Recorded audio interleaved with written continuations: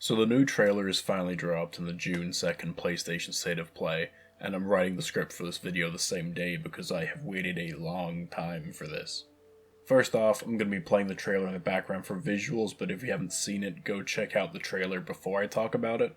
I'm going to try and break down anything interesting or new that the trailer has clued us in on, and I'm going to be real honest, the summer 2023 release is going to be a long wait. Does give me time to try and get a PS5 though. So the big thing I want to talk about to start is the in-game HUD we saw. Now functionally, it seems to show us some D-pad hotkeys for consumables, a menu open of RT for combat, and maybe non-combat abilities. When Clive is fighting the Royal Sigfrayers, you can see jump on the RT menu, which makes me think that's just for traversal, unlike fire, attack, and Phoenix Shift. In the scene following, you can see Clive landing an aerial combo and uses L2 to change from Garuda to Titan mid-combo, resulting in the RT move wheel changing its moveset.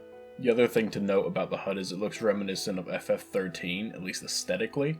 I'm sure it won't look so out of place once you start playing, but I will say that inherently it does seem a little iffy and a bit sci-fi oriented.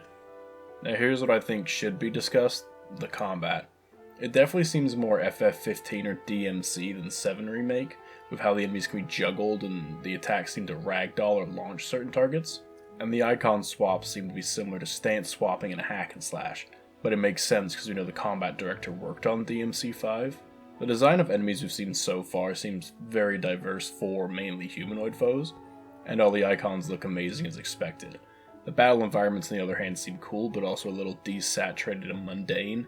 Could be because we've only seen fights in settlements, but I'm sure it's going to be touched up considering they should get the game out in a year, and it's stated it's currently playable from start to finish, it just needs polish. The story aspect of the trailer seems really interesting, with the Empire straight saying any sacrifice is worth it for the war. It seems like a large-scale conflict is going to be the result of some event involving the dominance of the nations they belong to. There's another thing I want to point out. We get a scene of Clive and what looks like Jill talking under the stars, and then another of what looks like Clive and Jill cuddling shirtless, so we know our boy Clive is one of the few pro tags to Canonically Lay Pipe. We also get 2 new characters fleshed out for the 16 website, those being the Dominant of Titan and the Dominant of Garuda. I'll leave that for you guys to look into because I'd just be reading the new articles verbatim, and that's pretty boring. They also mention the line Awaken Child of Fate, Awaken Ifrit, and I think that has some strong connection to Clive as they show his adult face during that time in the trailer. With that though, I think I'm done talking about this trailer as an overview.